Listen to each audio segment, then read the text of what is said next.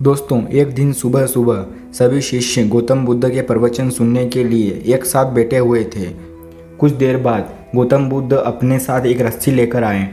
गौतम बुद्ध के हाथ में रस्सी देखकर सभी शिष्यों को हैरानी हुई। गौतम बुद्ध अपने आसन पर बैठे और उन्होंने रस्सी में एक के बाद एक 3 गांठें बांध दी।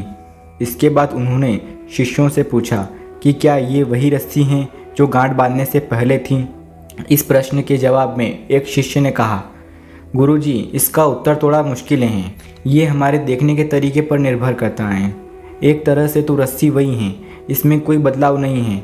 एक अन्य शिष्य ने कहा कि अब इसमें 3 गांठें लगी हुई हैं जो कि पहले रस्सी में नहीं थी। इसे बदला हुआ भी कह सकते हैं। कुछ शिष्यों ने कहा कि वास्तव में मूल रूप से रस्सी वही है, लेकिन बदली हुई दिखाई दे रही है, लेकिन इसका मूल स्वरूप बदला नहीं है।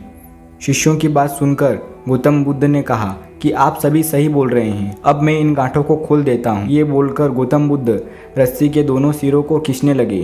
गौतम बुद्ध ने पूछा कि क्या इस प्रकार रस्सी की गांठें खुल जाएगी। सभी शिष्यों ने कहा कि नहीं, ऐसा करने से तो गांठें और भी ज़्यादा कस जाएगी, इन्हें खोलना और मुश्किल हो जाएगा। गौतम बुद्ध ने कहा, ठीक है, अब एक अंतिम प्रश्न, इन गांठों को खोलने के लिए हमें क्या करना चाहिए। शिष्यों ने कहा कि हमें इन गांठों को ध्यान से देखना होगा, जिससे हम जान सकें कि इन्हें कैसे लगाया गया है। इसके बाद हम गांठें आसानी से खोल सकते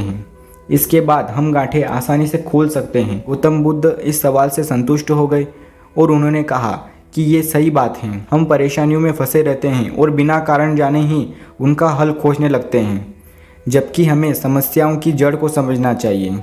जब समस्याओं की वजह समझ आ जाएगी तो उन्हें सुलझाना बहुत ही आसान हो सकता है।